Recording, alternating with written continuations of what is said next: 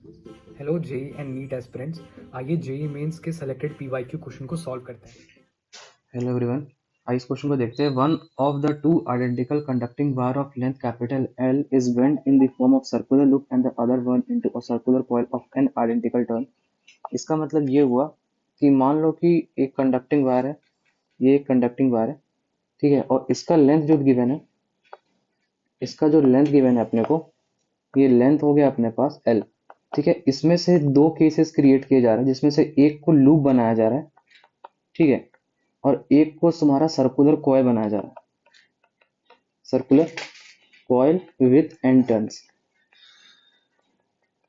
ठीक है। अब ध्यान से देखना, अगर हम बात करते, अच्छा एक और चीज देख लो कि सेम करंट फ्लो कर रहा है इस पास में both the ratio of the magnetic field at the centre of the loop, मतलब कि magnetic field centre of the loop पे क्या होगा, to that of the centre of the coil B C is, तो B L upon B C का value पूछा जा रहा है।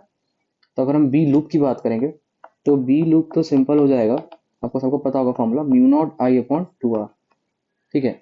लेकिन अब बात होता है बी कॉइल, यहाँ पे mu naught N I upon two R होगा और आर डैश होगा। बता रहे क्यों? क्योंकि इसी वार को, ये जो वार है ना, जिसका लेंथ एल है, इसको कॉइलिंग किया गया। जैसे मान लो कि पहला सिर्फ एक टर्न था तो रेडियस आर था, लेकिन हम इसी को जब कॉइल करेंगे, एक के ऊपर एक चढ़ाएंगे ऐसे करके, तो रेडियस क्या होता जाएगा, कम होते जाएगा।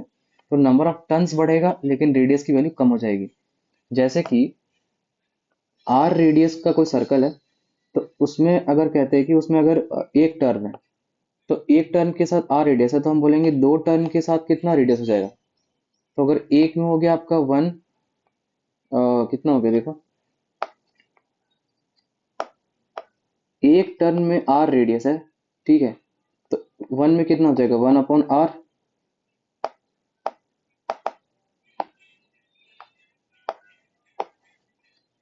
एक टर्न में आर रेडियस है, तो इसी टर्न को अगर हम उसको हमको दो हाफ में करना होगा तो ये हो जाएगा आर बाई टू। तो अगर हम एन टर्न्स में करेंगे तो क्या हो जाएगा, आर बाई एन। असल में देखो यहाँ पे आर एन जो है ना वो कांस्टेंट है, क्यों? क्योंकि अगर आप रेडियस रेडियस को बढ़ाओगे तो नंबर ऑफ टर्न्स कम हो जाएगा, तो नंबर ऑफ टर्न्स जब कम होगा तो रेडियस बढ़ेगा, और जब नंबर ऑफ टर्न्स ज्यादा होगा तो रेडियस क्या हो जाएगा, कम हो जाएगा, ठीक है।